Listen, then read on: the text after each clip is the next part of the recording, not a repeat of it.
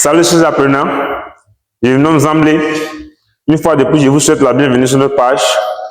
Aujourd'hui, nous allons voir une notion, ou bien des notions très importantes en physique-chimie, telles que les notions de centre d'inertie, du théorème de l'énergie cinétique et aussi les notions du champ G.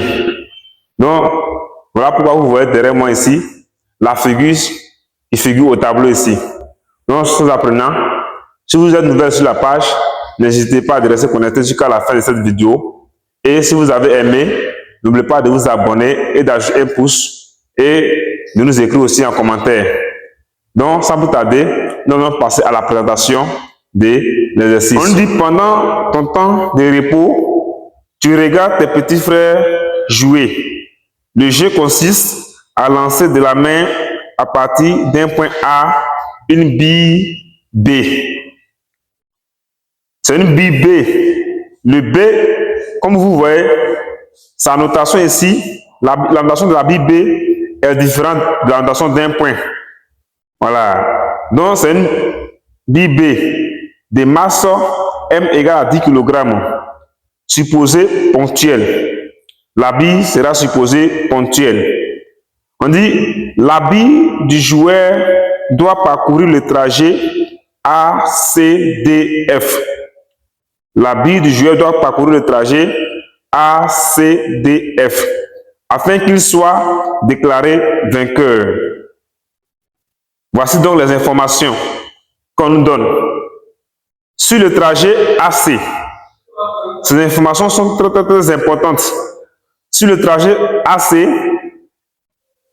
est rectiligne et incliné d'un angle alpha qui est égal à 30 degrés, de longueur AC qui est égal à L qui est aussi égal à 1 mètre. On dit sur le trajet AC, la bille part du point A avec une vitesse VA.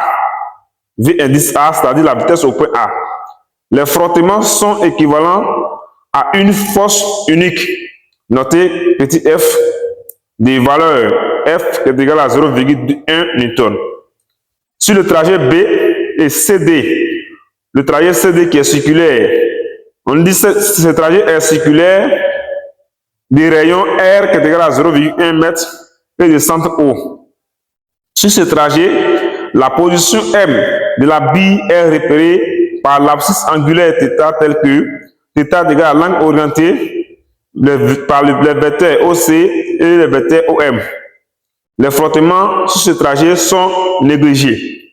Ça, c'est une remarque très importante. Sur le trajet DF, on dit le trajet DF est une chute dans le champ des pesanteurs uniforme G.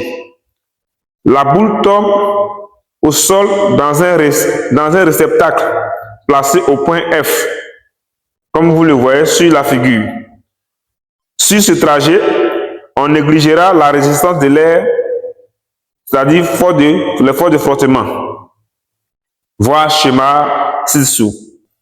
Comme donné, la hauteur H que vous voyez très bien sur le schéma est égale à 1 mètre et le champ de pesanteur G nous vaut 10 mètres par seconde carré. Ce n'est rien que 10 kg par Newton. C'est la même chose. On dit pour que la bille atteigne le point F, il faut qu'elle arrive au point C avec une vitesse nulle. Ça, c'est une donnée. Pour que la bille puisse atteindre le point F, il faut qu'elle arrive au point C avec une vitesse nulle. Maintenant, consigne. On dit en tant qu'élève d'une classe de terminale D, que vous soyez, tu es très préoccupé par ce G et tu cherches à déterminer les coordonnées du point de chute F de la bille. Alors, nous allons passer aux questions. Ici, cette étude sera divisée en 3 parties, c'est-à-dire en 3 grands points. D'abord, comme l'indique le schéma, on va faire une étude sur le trajet AC. Le trajet AC, pour pouvoir mener cette étude, nous allons donc répondre à certaines questions qui nous sont posées concernant le trajet AC. Sur le trajet AC, on dit faire, d'abord, la première question, Faire l'inventaire des forces sur la bille et représente-les sur un schéma clair. La question 1-2, il est demandé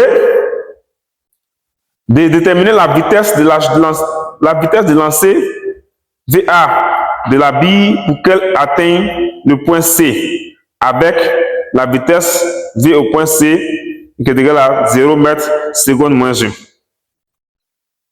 La question 3, dans la première partie, il est demandé de déterminer l'accélération A de la boule. Et la question 4 de la trompe de la première partie toujours, il est demandé de déduire dans la nature du mouvement de la bille. C'est-à-dire, après avoir terminé l'accélération, il faut déduire la nature du mouvement de la bille. Considérons maintenant le trajet CD, c'est-à-dire la deuxième partie de notre exercice. Dans ce trajet, voici les questions qui nous sont posées. On dit la première question, qui est la question de 1, on nous demande de déterminer l'expression de la vitesse V, indice M, c'est-à-dire la vitesse de la boule au point M, en fonction de G, R et de l'angle θ. La question 2, montrer que la réaction R du support au point M a pour expression R qui est égal à 3 fois mg fois le sinus de l'angle θ. La dernière question de cette partie, il est demandé de déduire dans la nature la valeur de la vitesse V au point D, c'est-à-dire V indice D. Et enfin, la troisième partie de notre étude va porter sur le trajet DF. Quelles sont les questions qui sont posées dans cette troisième partie? Dans la première question, il est demandé d'établir les équations horaires du mouvement de la bille dans le repère d'as D vecteur dx et vecteur dy. La deuxième question, il est dit de déduire l'équation cartésienne de la trajectoire et la nature du mouvement de la bille. Et enfin, la toute dernière question de la troisième partie, il est demandé de déterminer les coordonnées du point de chute F de la bille. Donc, chers apprenants, voici donc l'exercice étant présenté. Nous allons donc passer à l'explication plus claire de la figure qui est au tableau. Ici, comme nous le disions, la bille a été lancée à partir du point A. Vous voyez, la bille a été lancée à partir du point A en l'air. Maintenant, bon, c'est plutôt sur une piste qu'ils ont lancé cette bille. Ou bien autrement dit, sur un plein incliné. La droite que vous voyez ici, horizontalement ici, cette droite représente le sol, c'est-à-dire la terre.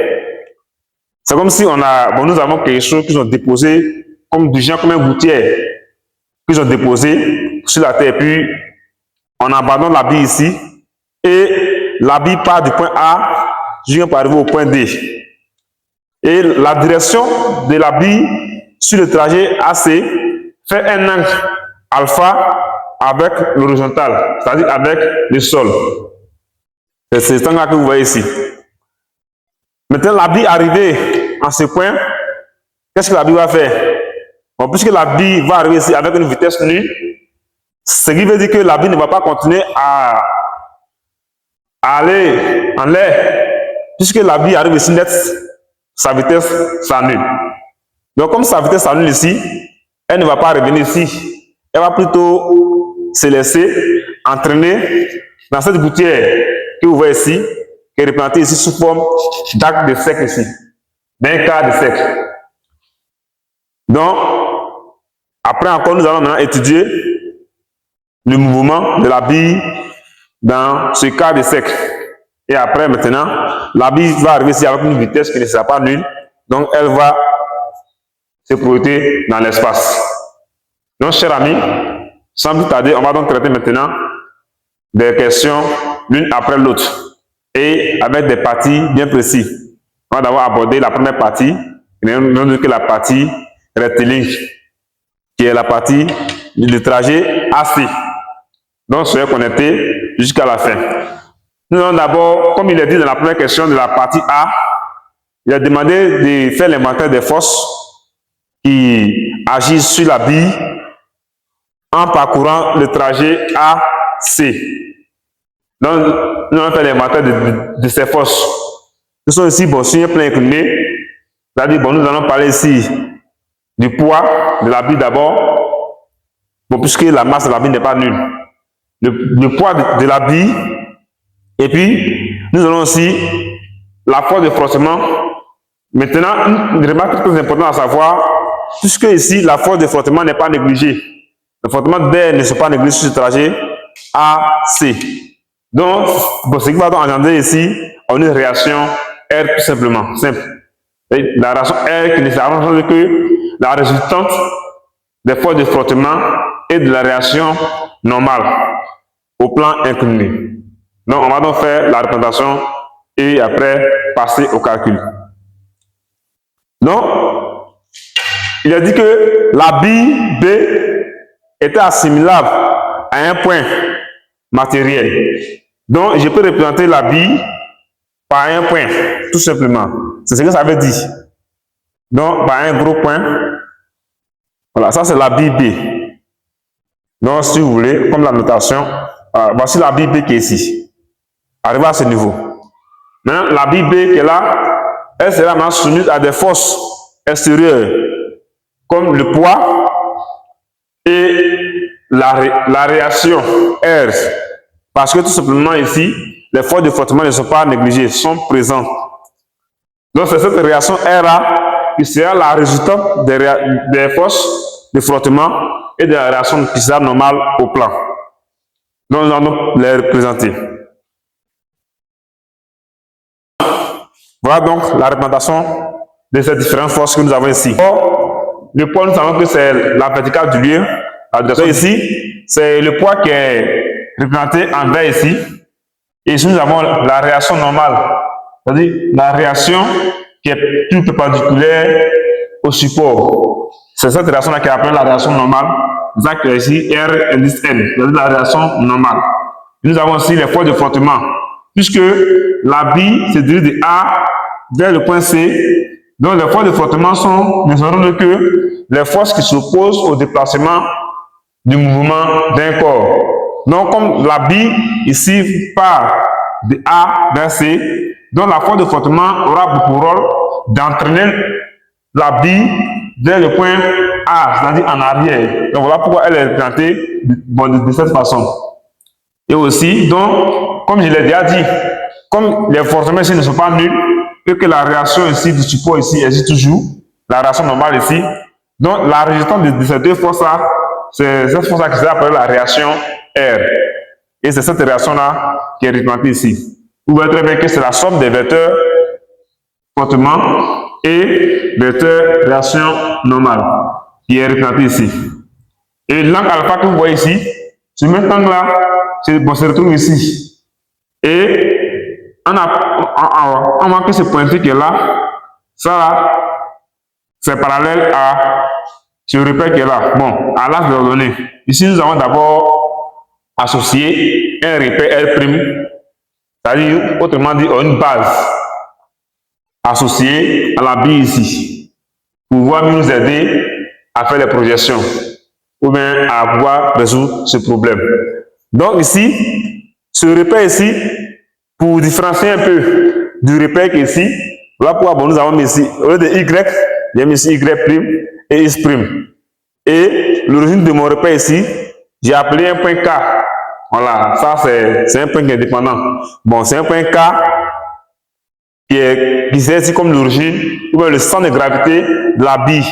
Donc, il sera appelé ici l'origine de notre repère associé à la bille. Tout simplement. Donc, notre angle alpha ici, c'est le même angle alpha qui se trouve ici.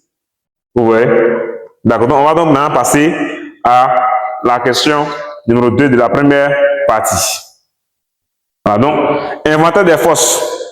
Ici, c'est tout ce que bon, nous avons dit oralement, les forces que nous avons citées là-bas, que nous allons mettre ici, dans la première partie. Avant de citer les forces, il faut d'abord préciser le système. Voilà, le système, c'est-à-dire l'objet d'étude. Ici. système ici.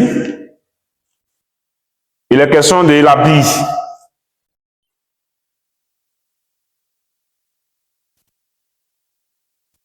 De masse M.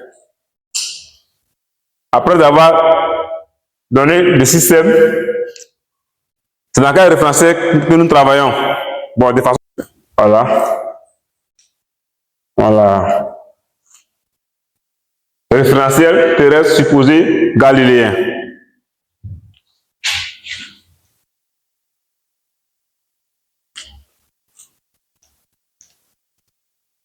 Il faut aussi préciser le repère d'étude.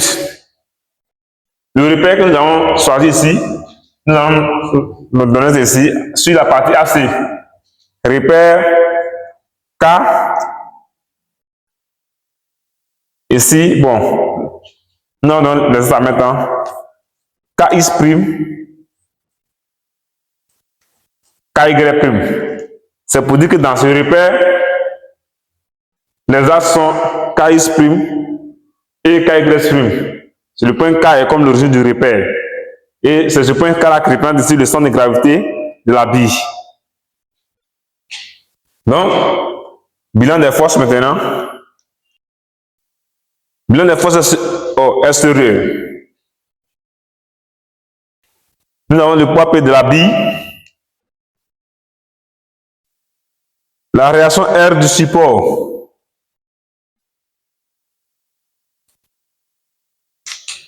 Voilà. Ici, vous avez deux possibilités. Si vous donnez la réaction R, c'est comme si ici, nous avons, comment on appelle ça, 4 forces. Vous avez l'impression que nous avons ici 4 forces, mais en réalité, c'est 2 forces. Pourquoi? Parce que la deuxième force ici n'est rien d'autre que la résultante des forces Rn et F. Vous voyez? Donc, si vous voulez faire l'inventaire des forces ici, soit vous parlez plutôt du poids, c'est-à-dire d'abord le poids, ou bien la réaction normale du support, ou bien la force de frottement. Mais si vous ne voulez pas trop écrire, donc vous pouvez écrire comme la manière que je l'ai fait là. On sait que la réaction du support R, dans cette force-là, nous avons déjà la réaction normale et la force de frottement. Donc, ce n'est plus la peine de venir encore réciter encore ces deux forces là ici. Donc, voici un peu l'inventaire des forces. Concernant la représentation, vous allez voir ça sur la figure. Les forces sont déjà bien représentées là-bas. Donc, chers amis, on va passer à la deuxième question. Dans cette question, il est demandé de déterminer la vitesse V du point A, de la bille au point A, pour que la bille puisse atteindre le point C. Avec la vitesse au point C qui est égale à 0 mètres par seconde. La question à savoir, comment est-ce que nous allons traiter cette question? Donc, pour traiter cette question, c'est une question de vitesse. Il a dit de déterminer la vitesse d'un point, c'est-à-dire nous sommes entre deux points. Nous avons le mouvement d'un corps entre deux points, c'est-à-dire nous avons d'abord le point de départ et le point d'arrivée. Maintenant, il est question ici de déterminer la vitesse du solide au point de départ, connaissant la vitesse du solide au point d'arrivée, qui est le point C. Qu'ils ont donné la vitesse V indice V au point C qui est à 0 mètres par seconde. Mais puisque nous connaissons la vitesse d'arrivée qui est nulle, pour déterminer la vitesse du départ, quel théorème nous allons utiliser pour pouvoir résoudre cette question? Donc, ce n'est rien que le théorème de l'énergie cinétique. C'est ce théorème-là, du moins, qui traite ce type de questions. Donc, nos corps, nos systèmes sont déjà précisés. Ici, bon, c'est la bille. On va utiliser le théorème de l'énergie cinétique. Théorème de l'énergie cinétique. Qu'est-ce que nous dit ce théorème? Vous précisez entre A et C. Qu'est-ce que nous dit ce théorème? Ce théorème nous dit que La variation.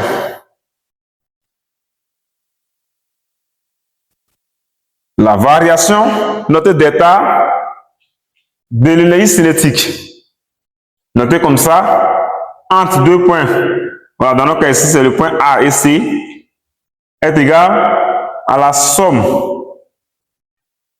des travaux de toutes les forces extérieures entre A toujours et C. Voici ce que nous dit le théorème de l'énergie cinétique. Maintenant, la variation de l'énergie cinétique entre le point A et le point C, cette variation n'est rien d'autre que l'énergie cinétique, donc au point d'arrivée, c'est-à-dire au point C, moins l'énergie cinétique au point de départ, c'est-à-dire au point A. Et c'est égal à quoi? Pour pouvoir donner la somme des travaux de toutes les forces, il faut d'abord connaître ces forces. Ici, je vous ai dit, vous pouvez partir en termes de 2 forces ou bien en termes de 4 forces. Donc ici, nous allons appliquer le théorème ici en termes de 2 forces. Nous avons les forces telles que quoi? Le poids et la réaction du support. Donc, c'est-à-dire on aura le travail du poids P, toujours entre A et C, plus le travail de la réaction R simple du support entre A et C. Tout simplement. Vous voyez? Maintenant, quand vous finissez d'écrire ça, vous pouvez aller maintenant chercher ces thèmes-là, les calculer pas à pas, pour maintenant établir dans la relation. Donc, vous finissez comme ça, vous pouvez encadrer. Vous encadrez. Et vous arrivez maintenant à la ligne, ou bien vous allez maintenant dans le sur la marge. Or, l'énergie cinétique au point C, il y a mis le point C ici, en bas ici. L'énergie cinétique d'un corps en un point, ce n'est rien d'autre que la moitié de la masse de ce corps multiplié par la vitesse du corps au point en question élevé au carré. C'est-à-dire l'énergie cinétique au point C sera 1/2 de la masse fois la vitesse au point C, au point intéressé. Au point C élevé au carré. Il est aussi de même. Or, et aussi, l'énergie cinétique au point A, ça sera aussi quoi? En observant cette relation, ça sera 1/2 multiplié par la masse, puisque la masse ne varie pas, multiplié par la vitesse au point A élevé au carré. Donc voici ça. Ça, ce sont les expressions des énergies cinétiques. Maintenant, l'expression des travaux. Le travail du poids. Nous savons très bien que le travail de la force appliquée à un corps en mouvement est égal à quoi? Au produit scalaire du vecteur force par le déplacement. Donc ici, le travail du poids, comme vous le savez déjà, le travail du poids P sur le trajet AC, c'est égal à quoi? Plus généralement, sinon on peut appliquer cette propriété que je viens de citer oralement, mais ici plus généralement, ici nous voyons que la bille fait quoi? On voit que cette pente-là, elle est oblique. Donc cette pente qui est oblique, la pente AC, elle est oblique par rapport à l'horizontale. Puisqu'elle est oblique par rapport à l'horizontale, c'est comme si la bille remontait. La bille part du point A au point C. Donc comme la bille monte, quand c'est comme ça, pour calculer le travail du poids, on ajoute un signe moins, c'est-à-dire moins le poids, la norme du poids P lui-même multiplié par la hauteur. Vous voyez, multiplié par la hauteur H à laquelle l'habit est élevé par rapport à l'horizontale. Or, que ne vaut donc cette hauteur? Cette hauteur ne sert à rien d'autre que la distance entre le point C et le point horizontal. C'est-à-dire la distance que je vais assurer ici, tracer en pointillé. C'est la distance H qui est. Si je mets un point H ici, voilà. Donc le H en question ici, c'est la distance CH. C'est cette distance-là. Donc comment nous pouvons donc trouver cette distance-là, CH? Donc H égale à CH. Donc si nous trouvons CH, nous pouvons donc déduire H. Maintenant, pour trouver CH, qu'est-ce que nous pouvons faire? Alors, si nous considérons le triangle rectangle, le triangle ACH, ce triangle est rectangle au point H ici, c'est-à-dire les droites AH et HC forment un endroit. Donc le triangle AHC sera rectangle au point C. Si le triangle AHC est rectangle au point C et au point H plutôt, ça veut dire que la distance AC ne sera rien que l'hypoténuse de notre triangle rectangle AHC rectangle en A. Maintenant, comment il faut exprimer? Connaissant l'angle, nous connaissons très bien l'angle alpha qui a été donné dans les données qui doit être 30 degrés. Et nous connaissons aussi la distance AC qui représente l'hypoténuse de notre triangle rectangle. Donc, nous avons besoin ici d'une distance inconnue. Ce n'est que la distance HC, qui est la hauteur à laquelle la bille est élevée. Donc, pour trouver cette distance-là, on va se servir plutôt des prérequis que nous avons des classes antérieures, et surtout de la classe de la 3e. Nous connaissons très bien les relations trigonométriques que nous pouvons faire ressortir ou même déduire de ce triangle rectangle. Autrement dit aussi la propriété de Pythagore. Voilà. Mais ici, on ne pourra pas appliquer la propriété de Pythagore. C'est parce que pourquoi? Parce que dans ce triangle rectangle, nous ne connaissons pas la longueur des deux côtés. Mais on connaît plutôt la longueur d'un seul côté qui est l'hypoténuse et puis un angle. L'angle d'un sommet.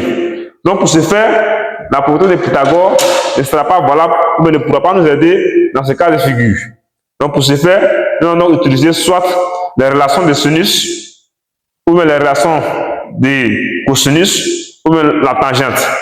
Vous avez vu 3 relations. Le sinus d'un angle dans un triangle rectangle, il a dit que le sinus d'un angle, c'est le côté opposé, la distance du côté opposé à cet angle divisé par l'hypoténuse, c'est-à-dire le côté le plus long. Le cosinus, là c'est le côté adjacent, c'est-à-dire le côté qui touche l'angle, la distance du côté qui touche l'angle divisé par l'hypoténuse. Ici, voici le côté adjacent qui est là, voici l'hypoténuse. La tangente, ça va maintenant le rapport des deux côtés qui forment l'angle droit, c'est-à-dire le côté opposé divisé par le côté adjacent. Mes chers amis, entre ces 3 relations trigonométriques, quelle est la relation qui peut mieux nous aider pour pouvoir trouver la distance de notre CH ici plus facilement? Ça sera la relation avec le sinus. Nous, en appelant le sinus à cet angle alpha, vous verrez que le sinus, ça sera le côté opposé, c'est-à-dire la distance HC divisé par l'hypoténuse de ce triangle rectangle AC, qui n'est rien que la distance AC. Vous voyez? Donc, c'est ce que nous allons appliquer. Donc, nous allons dire quoi ici? Et nous savons que le sinus de l'angle alpha est égal à quoi? La distance CH divisé par la distance AC. Puisque nous connaissons alpha, nous connaissons la distance AC qui fait L, donc nous allons en tirer CH. Donc en tirant CH, CH sera le produit de ces deux-là. Dans ce cas, nous donnons ici CH qui sera égal à AC multiplié par le sinus de l'angle alpha. Or, selon les données du test, il a dit que AC est égal à L. Donc, CH ici est égal à L fois le sinus de l'angle alpha. Tout simplement. Donc, connaissant maintenant CH, nous pouvons déduire la hauteur H à laquelle la bille est élevée pour déduire le travail du poids P. Donc, si nous venons ici, puisque H est égal à CH, ça veut tout simplement dire que H ici, c'est égal à L par le sinus de l'angle alpha. Tout simplement. Et le poids P, vous savez depuis les classes antérieures, que le poids, c'est le produit de la masse du corps par le champ de pesanteur G. Donc, ici, nous aurons ici le travail du poids en AC, sera moins mg fois L multiplié par le sinus de l'angle alpha. Maintenant, le travail de la réaction. Le travail de la réaction R au point C, entre A et puis C. Ça sera quoi? C'est sur cette réaction que nous allons appliquer maintenant le produit de la réaction de produit scalaire. Donc, ça sera la force elle-même qui est la réaction R scalaire, le vecteur de déplacement qui est AC. Vous voyez? Maintenant, cette force-là, est-ce que nous connaissons sa norme? Oui, on peut connaître sa norme en calculant la norme en passant par un théorème, par le théorème de Pythagore, par cette figure. Mais ici, puisque nous avons ici un produit scalaire, pour aller encore plus rapidement, remplaçons cette force-là par ces résistances-là. C'est-à-dire la force de frottement F, petit f ici, et la force de la réaction normale Rn. Donc, c'est-à-dire, on aurait ici quoi? En remplaçant R par cette expression, vous aurez F, vecteur F plus R indice N, c'est cette force-là, scalaire, le vecteur AC. Le produit scalaire aussi est distributif. Donc, si le produit scalaire est distributif, donc cette réaction est égale à quoi? À F scalaire AC. Et regarde le signe qui est là, plus R indice N, vecteur R indice N scalaire, la même distance AC. Maintenant, la question à savoir, puisque le produit scalaire, par définition, bon, le travail d'une force, par définition, c'est le produit scalaire de ce vecteur force par le vecteur de déplacement. Donc, dans ce cas, nous pouvons dire que le produit scalaire de la force de frottement, du vecteur force de frottement par le déplacement AC, va plutôt représenter le travail de la force de frottement sur le déplacement AC. Et le produit scalaire de la force, c'est-à-dire la réaction normale R par le déplacement AC, va aussi représenter le travail de la force Rn sur ce déplacement. Tout simplement. Donc, pour ce faire, puisque nous savons très bien que le produit scalaire aussi a ses propriétés propres à lui. Lorsqu'il fait le produit scalaire de deux vecteurs qui sont orthogonaux, alors c'est-à-dire ce produit scalaire sera nul. Donc, quand je regarde ici sur la figure, je vois très bien que le vecteur AC et la réaction Rn ont des supports perpendiculaires. Comme des supports perpendiculaires, ça veut dire que les deux vecteurs là sont orthogonaux. Donc, tout simplement, la réaction ici, ce produit vectoriel, ce produit scalaire sera équivaut à 0. Et ça va rester maintenant quoi? Ça veut dire que le travail de la réaction du support va se réduire tout simplement au travail des forces de frottement. Et en faisant ce produit scalaire, ces deux vecteurs-là sont collinéaires. Pourquoi? Parce que ces deux vecteurs sont parallèles, voilà, sans être confondus, mais seulement qu'ils sont de sens opposés.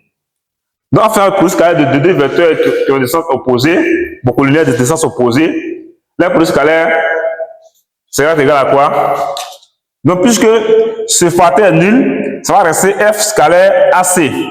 F scalaire AC, ça fait tout simplement F, la norme de F, multiplié par la norme de AC. En réalité, ce produit est multiplié par le cosinus de l'angle formé entre deux vecteurs. Mais du fait que ces deux vecteurs soient collinéaire, eux, des sens opposés, ça veut tout simplement dire que l'angle formé entre les deux vecteurs sera un angle plat. Or, un angle plat, en radian, ça fait pi radian. Donc, en réalité, le cosinus de l'angle formé entre les deux forces et entre les deux vecteurs F et AC sera le cosinus de pi, qui sera égal à moins 1. Donc, voilà pourquoi, ici, nous avons affecté ce résultat ici à un signe moins. Tout simplement. Donc, ce qui veut dire que le travail de la force de réaction du support est égal à moins F, moins la norme de la force de frottement, multiplié par le déplacement. Donc, chers amis, nous venons tout simplement d'exprimer l'énergie cinétique au point C, l'énergie cinétique au point A, le travail du poids P et le travail de la réaction R. Nous avons maintenant tout cela, les expressions. On va maintenant venir les injecter dans la relation pour pouvoir poursuivre le reste du calcul. Bon, remplacer ces termes-là par les expressions. Donc, on aura ici 1/2 de la masse du corps fois la vitesse au point C au carré, moins 1/2 de la masse du corps de la bille fois sa vitesse au point A au carré. C'est égal à quoi? Le travail du poids, c'était moins mg L multiplié par le sinus de l'angle alpha. Maintenant, moins le travail de cette réaction se réduisait au travail de la force de frottement qui faisait moins F fois le déplacement. Moins F multiplié par AC, AC aussi qui fait L. Donc, or, qu'est-ce que nous savons? Or, nous savons que la vitesse au point C est égale à quoi? 0 mètres par seconde. Donc, comme cette vitesse est nulle, alors en injectant VC au point C ici au carré qui va être nul, qui est 0, alors ce produit ici va, ce facteur qui est là, ce terme qui est là va s'annuler. Donc, ça va tout simplement se réduire à moins 1/2 de m pour la vitesse au point A au carré, moins mg L sinus de l'angle θ, et sinus de l'angle alpha, moins F fois L. Donc, en simplifiant la masse, ou en tirant la vitesse au point A, en simplifiant le signe moins, en multipliant toute l'équation par un signe moins, vous aurez la vitesse au point A qui serait égale à la racine carrée, de quoi? De 2 fois G fois L multiplié par le sinus de l'angle alpha plus F fois L divisé par la masse. Donc voici la vitesse, l'expression de la vitesse de la bille au point A considéré. Après avoir terminé l'expression, ici cette expression-là, je vous laisse faire l'application numérique à la maison ou bien à domicile. Je vous laisse faire l'application numérique. La longueur L, elle est déjà donnée. Voici les données qui figurent au tableau. Et la force F, sa valeur est déjà donnée. La masse du solide, c'est déjà donné. Voilà. C'est dans le test plus haut. L'angle alpha est déjà donné. Le G est déjà connu. Donc, faites l'application à la maison et vous allez avoir le résultat. Donc, chers amis, on va même passer à la question suivante. Accélération A. La question à savoir, la question que nous devons nous poser est celle-ci. Comment allons-nous faire pour déterminer l'accélération de la bille A au cours de son mouvement entre les points A et C? C'est là la question. Pour répondre à cette question, donc, nos champs de réflexion, quelle sera donc la propriété, ou quelle sera donc la méthode la plus appropriée qui pourra nous aider à résoudre cette question? Quelle est la méthode appropriée? Donc ici, la méthode appropriée ici, nous connaissons déjà deux grands théorèmes que nous avons déjà vus. Nous avons vu le théorème de l'énergie cinétique.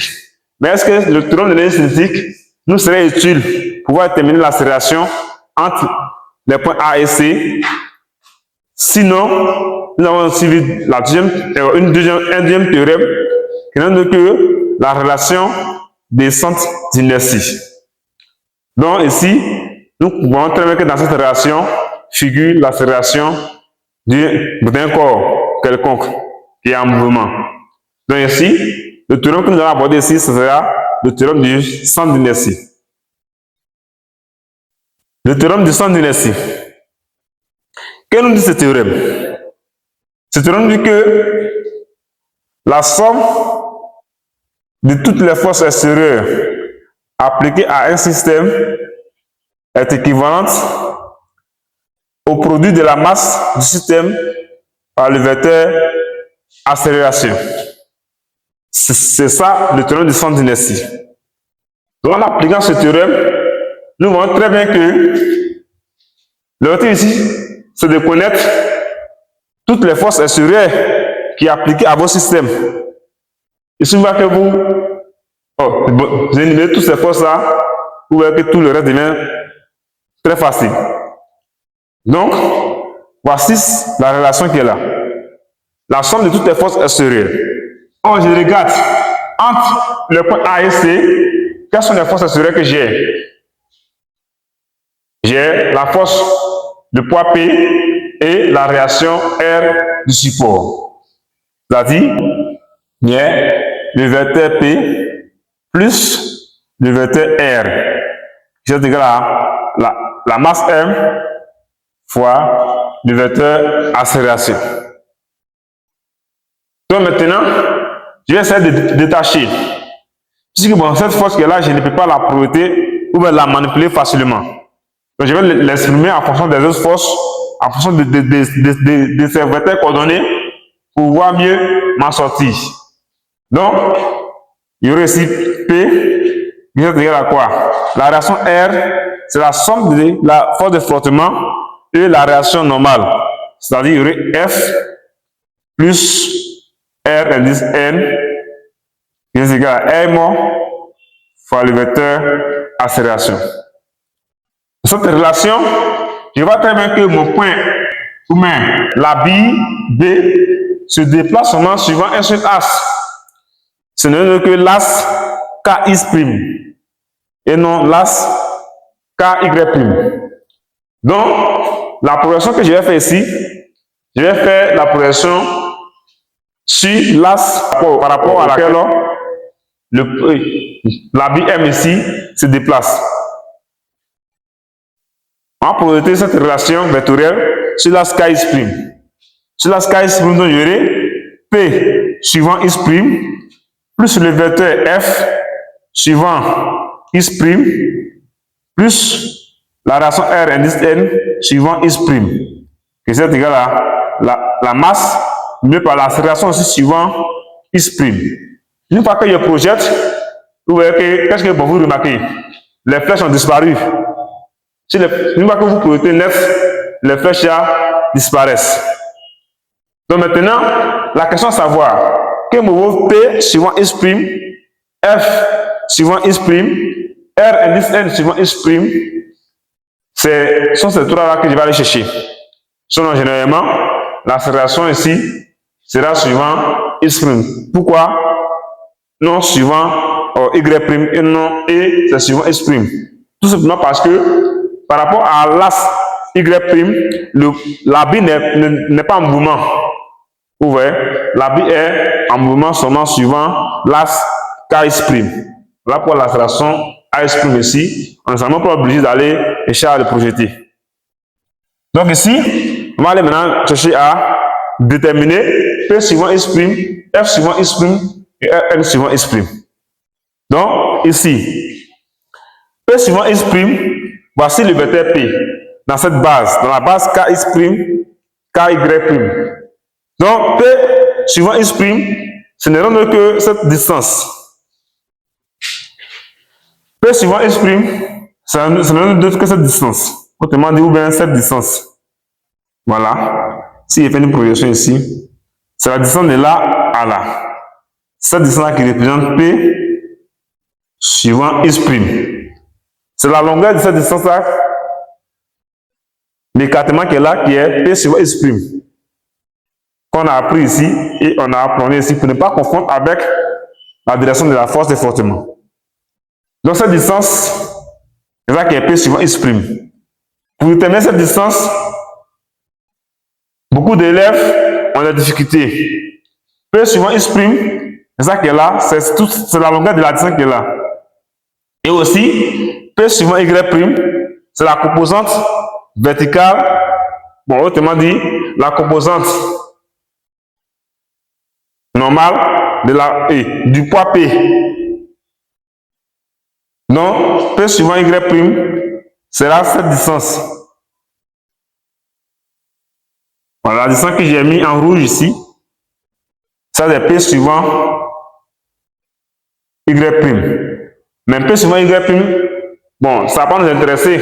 On va même pas s'intéresser à ça ici. Bon, puisque nous progressons ici, c'est fait sur KX'. Donc, c'est P suivant X' qui va nous intéresser. P suivant X', c'est cette distance. Nous connaissons la distance que nous avons ici, qui est là. Or, la direction de P suivant X' est perpendiculaire à l'axe des ordonnées que nous avons ici. Comment arriver à déterminer la distance PX'? Il faut noter que la distance, la longueur du vecteur P ici n'est rien d'autre que le poids P, la norme du poids P. C'est la norme du poids P qui représente la longueur de la distance que nous avons délimitée par le vecteur P ici.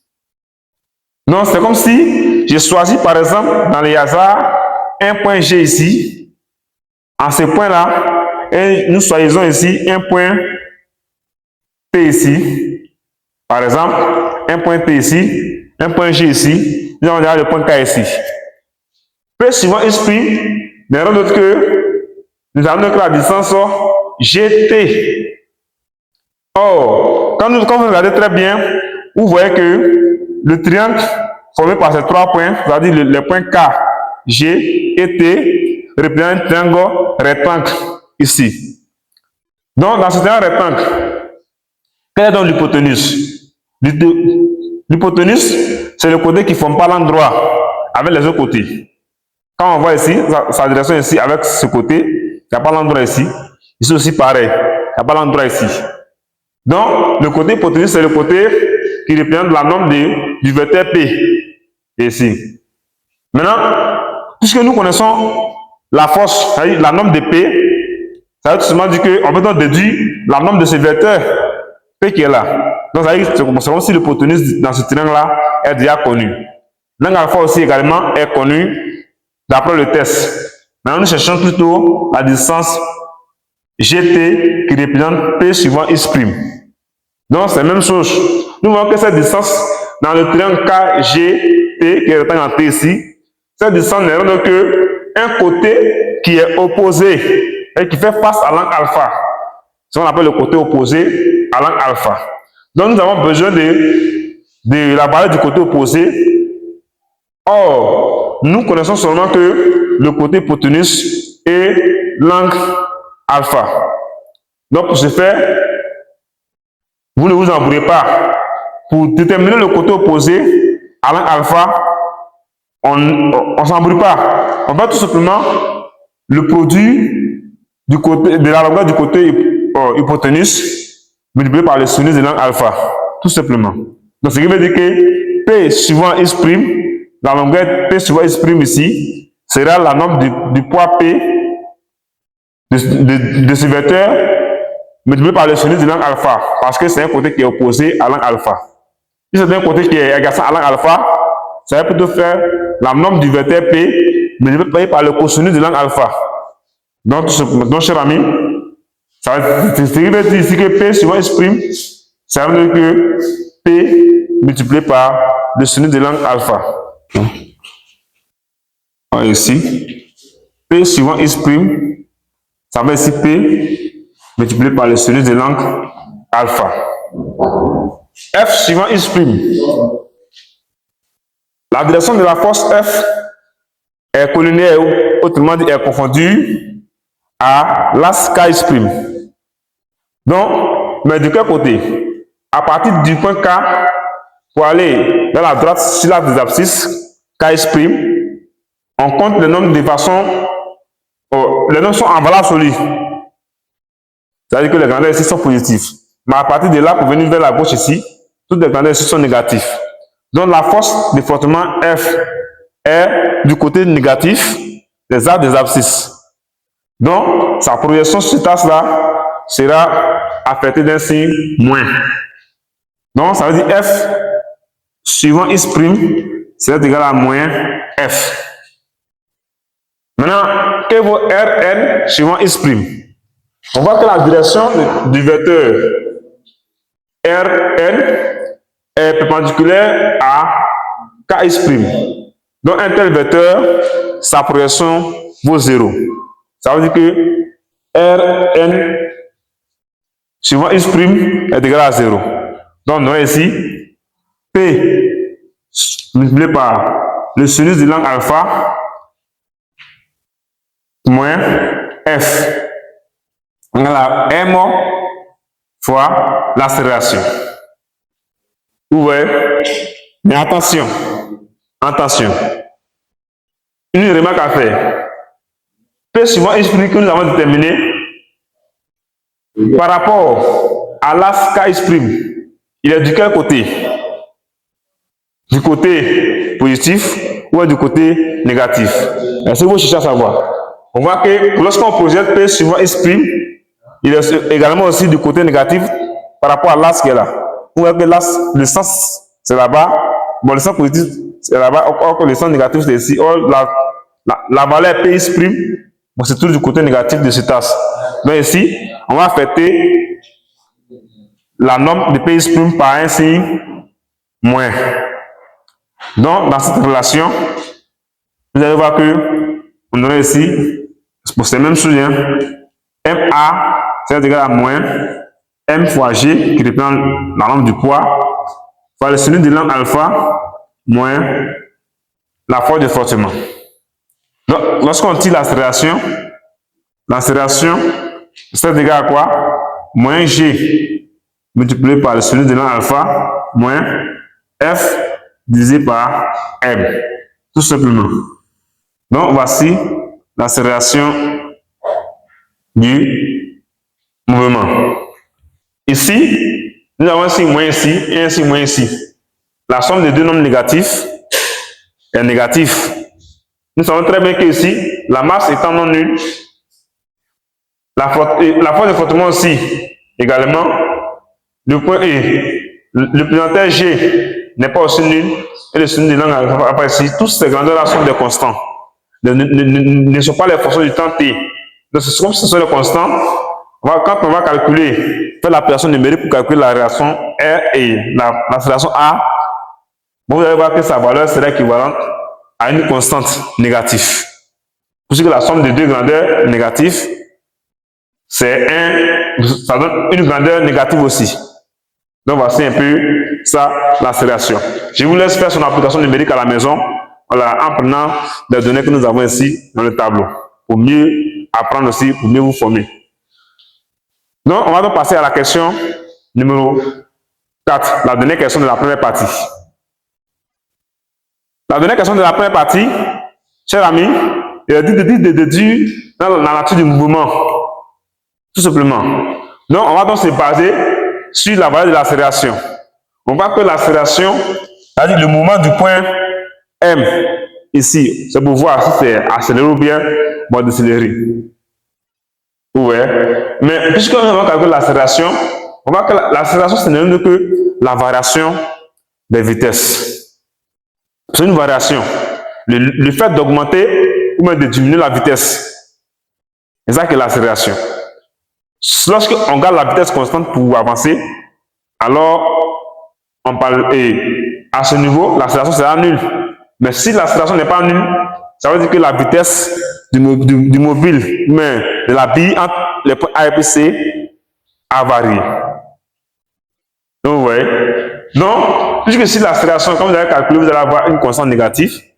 Donc, comme c'est une constante négative, vous dites tout simplement que le mouvement de la bille entre A et C est un mouvement varié et retardé. Pourquoi? Parce que l'accélération ici est négative. Donc, ce apprenant, voici un peu, c'était la première partie de l'exercice. Nous vous demandons de rester connectés jusqu'à la fin tout à l'heure. Bon, nous allons faire la deuxième partie dans la vidéo issue. Donc, restez connectés jusqu'à la fin de cette vidéo et vous allez apprendre beaucoup de choses. Donc, la partie CD, c'est-à-dire la deuxième partie, qui n'est rien d'autre que la figure que vous voyez au tableau ici, qui n'est rien d'autre que la partie qui est sous forme de quart de cercle, c'est-à-dire la partie circulaire que vous avez ici. Donc, nous avons déjà traité la partie d'un plan incliné, que vous voyez déjà, les forces sont déjà présentées. Et aujourd'hui, nous allons traiter la partie du quart de cercle qui est ici. Donc, sous apprenant, on va passer à la gestion de l'ESI. Dans cette partie, une élément très important à faire, c'est que ici, on nous dit qu'il n'y aura plus de force de frottement dans cette partie. Les forces de frottement sont négligées dans cette partie. Donc, quelles sont donc les questions qui nous sont posées dans la partie CD? Il est demandé de déterminer la vitesse de la bille que nous avons étudiée dans la vidéo passée. Au point M ici, sans que la bille quitte au point C, vous nous dites au point D.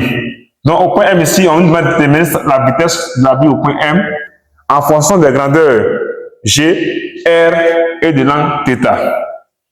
Donc, comment nous allons faire?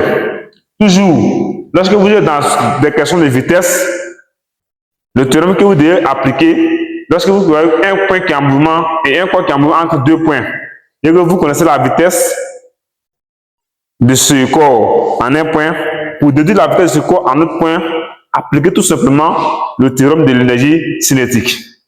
Donc, on va donc appliquer le théorème de l'énergie cinétique entre les points C et M pour déduire la vitesse du corps au point M. Donc, théorème de l'énergie cinétique. Qu'est-ce que nous dit ce théorème? Ce théorème nous dit que la variation de l'énergie cinétique entre deux points, ici ça sera entre le point C et le point M, est égale à la somme des travaux de toutes les forces extérieures entre ces deux points, c'est-à-dire entre C et M, tout simplement. Maintenant, quelles sont donc les forces qui seront entre ces deux points? Nous allons donc les représenter.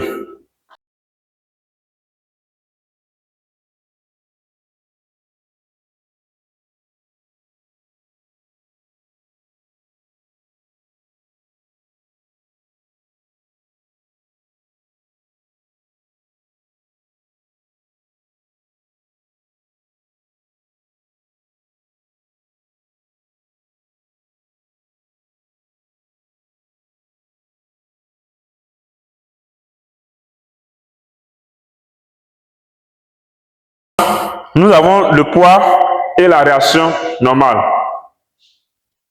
Donc, la bille ici est assimilable à un point. C'est le point M que vous avez ici sur la figure. Donc ici, on va appliquer le théorème de l'énergie cinétique.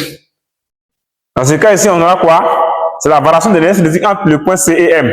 Le point M ici, c'est le point d'arrivée. Le point C ici va devenir le point de départ. C'est-à-dire on aura l'énergie cinétique au point M moins, puisque c'est une variation, l'énergie cinétique au point C, c'est égal à quoi?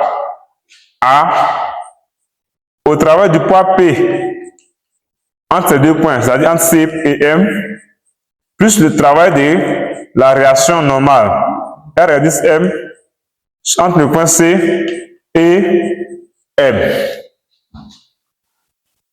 À ce niveau, on aurait ici 1 demi de M fois la vitesse au point M au carré, moins 1 demi de M fois la vitesse au point C au carré.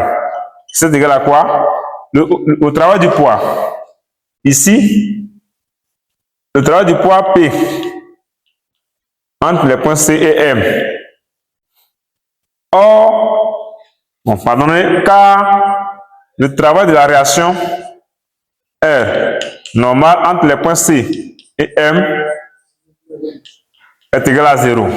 Pourquoi? Parce que la réaction R est perpendiculaire au déplacement. Donc, son travail est nul ici. La vitesse V au point C, le test nous avons déjà donné, la vitesse au point C était nulle. Donc cette relation va se réduire à quoi? À 1 demi de M de V au point M au carré. C'est égal à quoi? Au travail du poids P entre C et M. Alors, le travail du poids ici sera équivalent à quoi? Il faut comprendre que entre les points C et M, si le corps se déplace du point C pour arriver au point M, c'est que ce corps fait quoi? Le corps descend. Donc, le travail du poids ici, or, le travail du poids P entre C et M, ça fait quoi? Plus le corps descend. Donc, le travail positif, on a P multiplié par H. Le H en question, c'est quoi? C'est la hauteur, c'est-à-dire la distance parcourue par la bille pour quitter au point C pour arriver au point M. Tout simplement. Nous allons déterminer cette distance. Pour déterminer cette distance, nous allons tout simplement projeter le point M sur l'axe des ordonnées de façon perpendiculaire.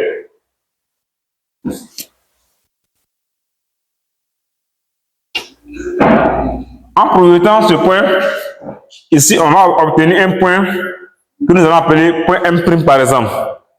Donc ce point M', puisque c'est le produit orthogonal du point M par rapport sur l'axe des ordonnées, ici ça va former un angle droit ici. Il faut aussi comprendre que lorsque nous avons ici, regardez très bien, cette projection se fait parallèlement à l'horizontale, c'est-à-dire à la droite CO. M' est parallèle à CO. Les deux droites parallèles CO et M' ont une droite séquente en commun. Donc, c'est-à-dire, l'angle θ qui se trouve ici, ce même angle θ va se retrouver ici. Là, vous parlez des angles alternes internes. Donc, c'est-à-dire, nous avons ici l'angle θ ici. Donc, nous connaissons que, nous savons très bien que nous avons ici un quart de cercle. Le quart de cercle, tout point qui va appartenir au quart de cercle ici, vont avoir la même distance par rapport au centre du cercle. Le centre ici, c'est le point O. Donc, si CO est le rayon, MO aussi sera également aussi le rayon. DO aussi sera également aussi le rayon. Or, pour quitter du point C pour arriver au point M, la bille a parcouru la distance. C'est comme si c'était la distance au même niveau, le diapason là, au même niveau. Donc, c'est-à-dire la distance H, c'est la distance qui est H ici, qui est délimitée ici. C'est ça qu'elle est là. La hauteur H en question, c'est la distance OM' que nous allons déterminer. Donc, avec H égale à OM'. Maintenant, OM' égale à quoi? OM', donc vous voyez que la projection de M sur l'axe des ordonnées, c'est fait de façon perpendiculaire. Donc, ça veut dire que le triangle formé par les points O, M et M' sera donc rectangle au point M'. Donc, comme ce triangle est rectangle au point M', alors OM, qui est le rayon, sera tout simplement le côté hypoténuse dans ce triangle rectangle. L'angle θ ici, le côté que nous voulons déterminer, qui est la hauteur H ici, c'est un côté qui est opposé dans ce triangle à l'angle θ.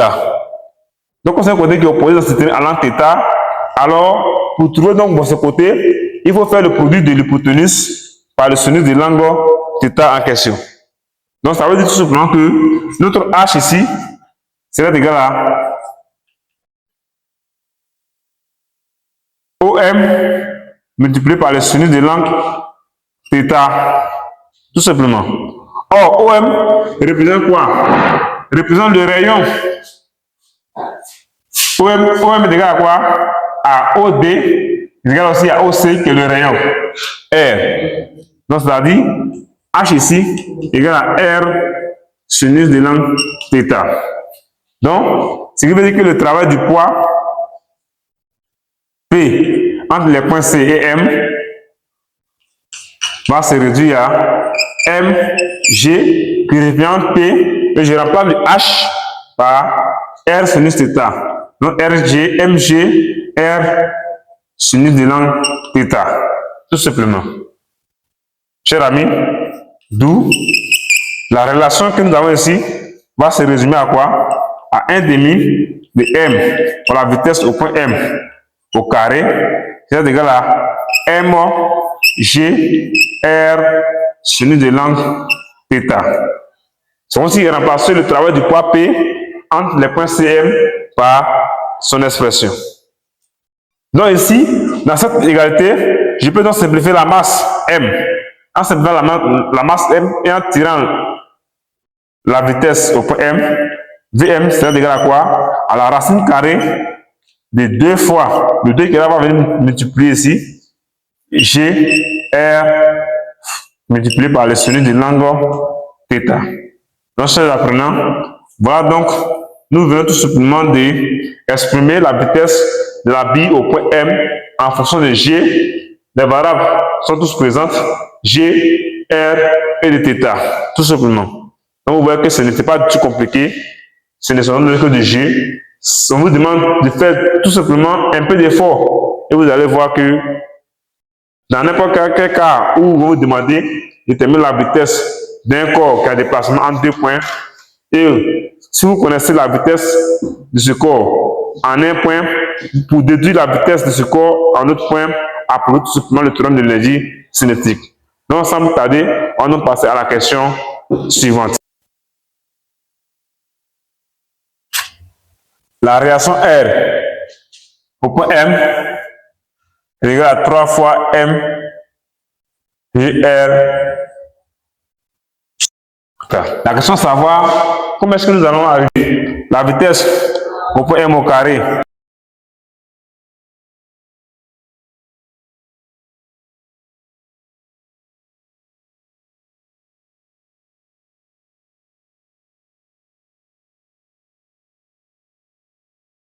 La présentation de la partie 3 de notre exercice.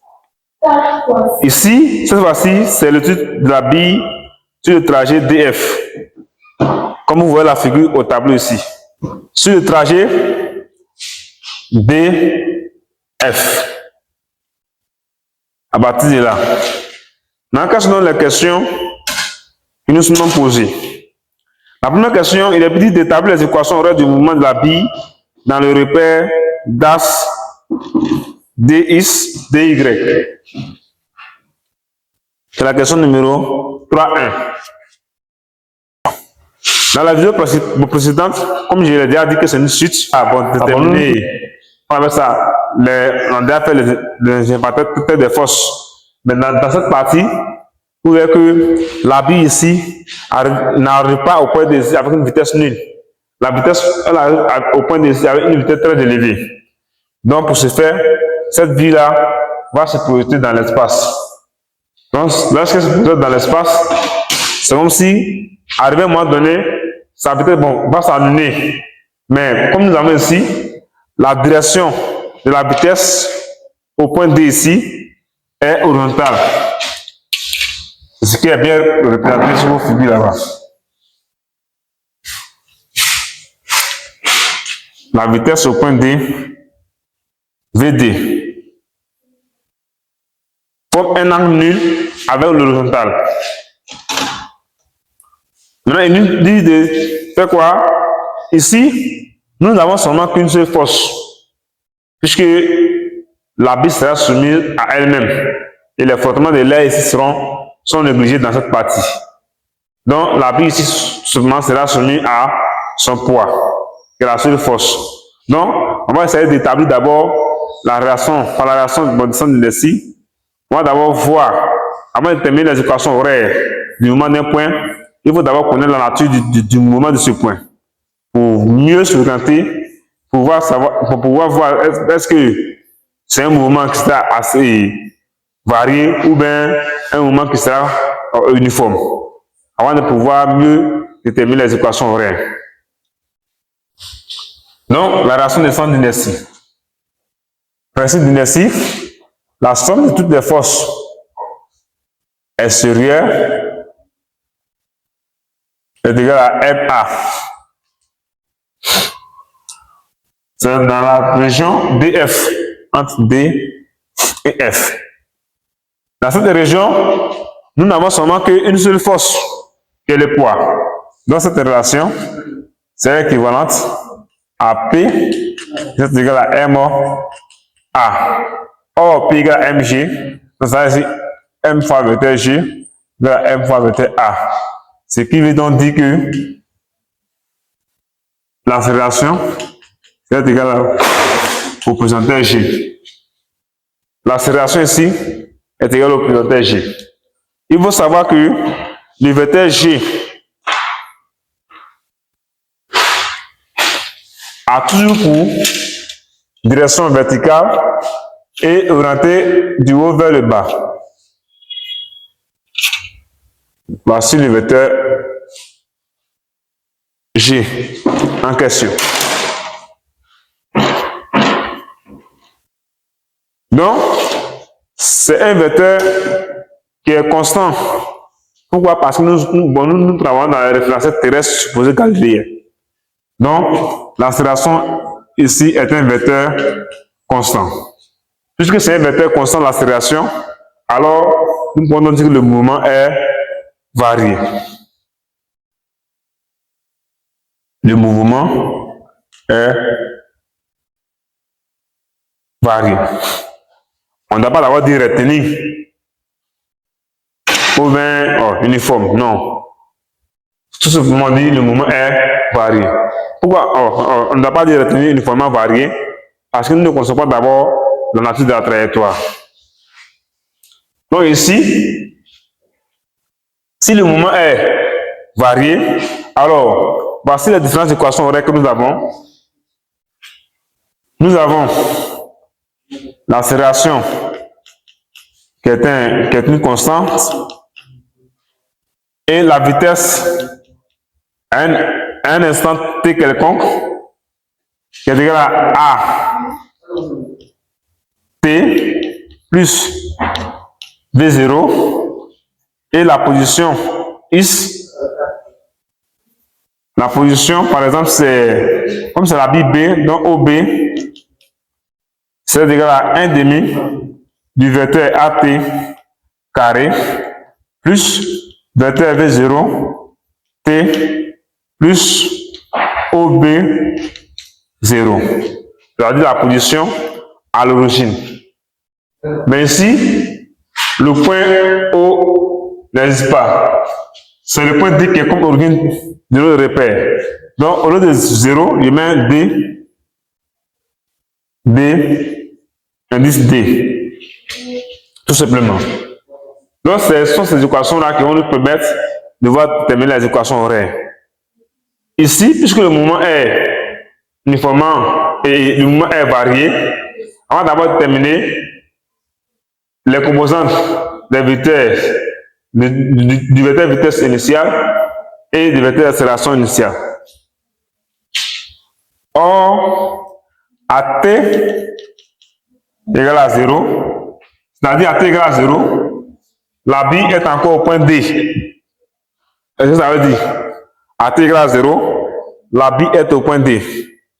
Donc, comme à t égale à 0, la bille est au point D, alors, à t égale à 0, les coordonnées du point B au point D, du vecteur x, c'est-à-dire x de D, c'est égal à 0, y de D, c'est égal à 0, parce que c'est le point D qui représente ici l'origine de notre repère. Donc ici, et la vitesse, le vecteur vitesse lié au point D, aura donc pour coordonnées VD suivant x, la vitesse du point D suivant x, c'est égal à quoi? Puisque ce vecteur est collinéaire à l'axe d'abscisse. Donc, VD suivant x est égal à VD lui-même. Et VD suivant y, on voit que Le vecteur VD étant collinéaire à l'axe des abscisses, donc sa composante, suivant l'axe ordonné, sera nulle. Donc ici, VD suivant Y égale à 0. Donc on va s'appuyer maintenant sur ça pour venir déduire tout simplement les différentes équations horaires. Et le vecteur accélération aura pour composante A suivant X à 0, A suivant Y, puisque ici pour A suivant X est 0. Parce que le vecteur accélération est égal au vecteur champ déplégiantaire. Or, le vecteur champ déplégiantaire est sa direction est perpendiculaire par rapport à l'axe des abscisses. Donc, ça veut tout simplement dire que, puisque les deux vecteurs-là sont égaux, alors, pour connaître les composantes de l'un, il faut connaître les composantes de l'autre. Tout simplement. Donc, les composantes de G seront donc les composantes de A. Donc, ça veut dire A suivant X est égal à 0 parce que G suivant X est égal à 0. Pourquoi? Parce que G, sa direction est perpendiculaire à l'axe des abscisses. Maintenant, G suivant Y. G suivant Y, conformément au vecteur, à comparer au vecteur unitaire J, on voit que ces deux vecteurs sont opposés. Donc, ça sera moins G. Donc, tout simplement, cher ami, suivant X, VD suivant X, je viens ici. VD suivant X est égal à VD. Donc, la vitesse V suivant X va se résumer à la vitesse au point D, qui fait aussi racine carrée de 2 fois GR. Maintenant, la vitesse V suivant Y, puisque c'est V suivant Y, dans cette expression vectorielle, je dois situer A suivant Y. A suivant Y, ça me vaut combien? Ça me fait moins G. Je vais rester moins GT. Avec le VD suivant Y. Le VD suivant Y, ça va être 0. Donc ici, ça va être 0. Donc voici les composantes de la vitesse. Maintenant, pour la position OB, il y a X de B et puis il y a Y. Donc, si X de B, je prends ici. Je prends A suivant X. A suivant X, ça va être 0. Donc, je remplace dans cette expression vectorielle 1 demi de fois 0 fois T carré, ça va être 0. BD aussi suivant X. BD suivant X, ça fait BD. Donc, c'est ici BD multiplié par T. La composante initiale, ça va être 0. Maintenant, ici, VD suivant Y, A suivant Y, c'est-à-dire moins 1 demi de G T carré. VD suivant Y, ça fait 0. Et OBD suivant Y, ça fait 0. Donc, voici, chers amis, l'expression des équations horaires. Équation cartésienne de la trajectoire. Pour terminer l'équation cartésienne de la trajectoire, bon, qu'est-ce qu'il faut faire? On va les équations horaires. On va essayer d'éliminer le temps T dans ces expressions. Donc, je note ici équation 1, équation 2. Dans l'équation 1, je vais exprimer le temps T en fonction de X et de V. Il y a d'abord X qui est égal à V au point D fois T. Donc, si c'est T, T c'est égal à X divisé par la vitesse V au point D. Je reviens dans l'expression de l'équation 2. Je vais écrire Y, mais en remplaçant le T par son expression. Je vais ici moins 1 demi de G. Au lieu de T carré, je vais ici, je remplace le T par X sur VD. X sur VD, le tout au carré. Donc, dans ce cas, je vais ici moins G sur 2 multiplié par X carré sur la vitesse D élevé au carré. Donc, Y, c'est égal à quoi? À moins G sur 2 fois la vitesse au point D au carré multiplié par X carré. Donc, chose apprenant, voilà donc l'expression de l'équation cartésienne de la trajectoire. On va donc déduire la nature du mouvement. Avant de déduire la nature du mouvement, on se base sur l'équation cartésienne de la trajectoire pour donner d'abord la nature de la trajectoire et puis la nature du mouvement. Ici, la nature de la trajectoire, c'est une fonction de x. G est une constante. La vitesse au point D aussi, c'est une constante. D, c'est une constante. Donc, c'est comme si cette équation se résumait, je pourrais s'écrire comme ça, y égale à k x carré avec k égale à moins g sur 2 fois v au point D au carré, qui est une constante réelle. Donc, une telle droite qui a pour équation cette forme n'est rien d'autre que l'équation d'une parabole. Donc, on peut dire que ici, la trajectoire de la bille dans la zone DF est une parabole. Si c'est une parabole, alors c'est que le mouvement,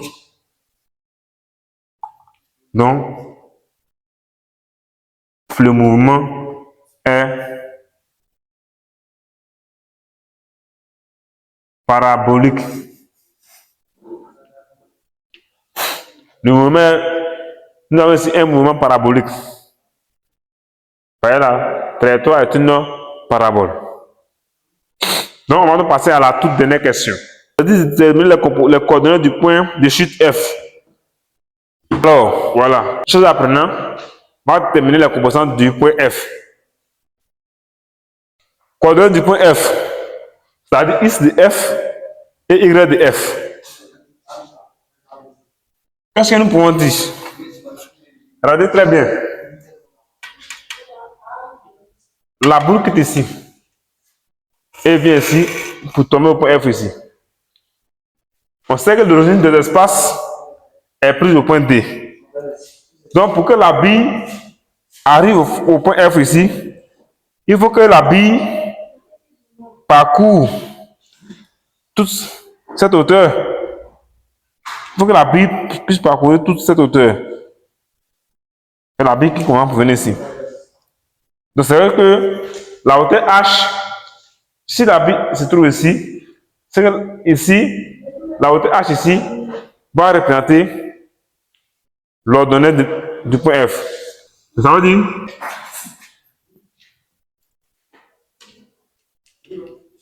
au point D, chute F, Y, c'est égal à moins H. Au point de chute F, Y égale à moins H. Pourquoi moins H? Parce que à ce niveau, le mouvement de la bille s'oppose au sens du vecteur unitaire J. Voilà pourquoi il est mis moins H ici. Donc, c'est ce moins H là qui représente maintenant Y de l'ordonnée du point F. Puisque nous connaissons maintenant l'ordonnée du point F, on va donc déduire maintenant son abscisse.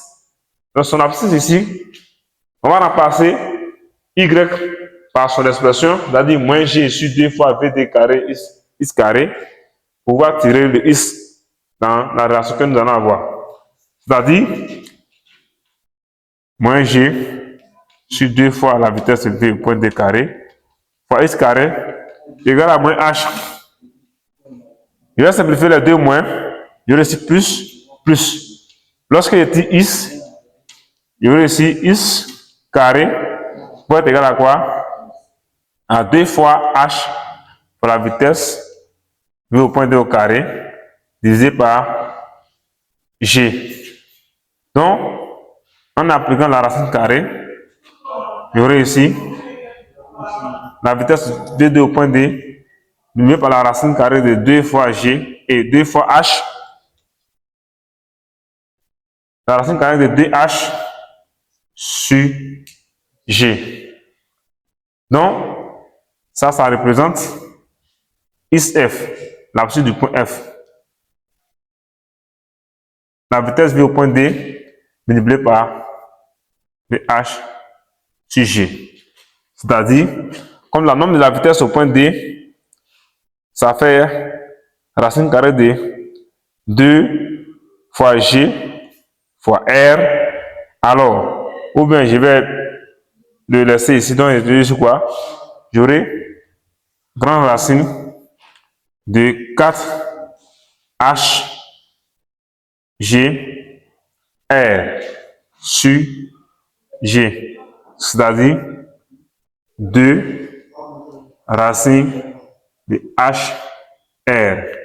Donc l'abscisse du point F ici égale à 2 racines de H fois le rayon de courbure. Donc, puisque nous connaissons déjà la hauteur H, c'est déjà donné dans les données, et le rayon de courbure ici du quart de cercle est aussi déjà donné. Donc, je vous laisse remplacer ça par les différentes expressions et vous allez donner en même temps le point F sous forme de coordonnées, c'est-à-dire le point F, donner les courbes de coordonnées du point F, c'est-à-dire F suivant X de F et Y de F. Donc pour calculer Y de F, vous prenez tout simplement la distance H qui est déjà donnée, ça fait 1 mètre. Vous mettez un moins ici. Donc ça c'est Y de F qui est là. Moins H. Le X de F, c'est ce que nous avons terminé ici. On va passer seulement H et R dans cette relation et vous allez donc déduire les coordonnées du point F. Donc chers amis, donc bon, c'était donc avec le professeur Zamblé sur la chaîne Savant Doc. Nous vous disons merci. Si vous avez aimé cette vidéo, n'oubliez pas de liker et d'ajouter les commentaires. Afin, là, pour que nous puissions bien savoir où sont vos lacunes pour pouvoir vous aider à assimiler vos différents cours, pour mieux préparer vos différents examens dans vos différentes localités. Donc, je vous remercie.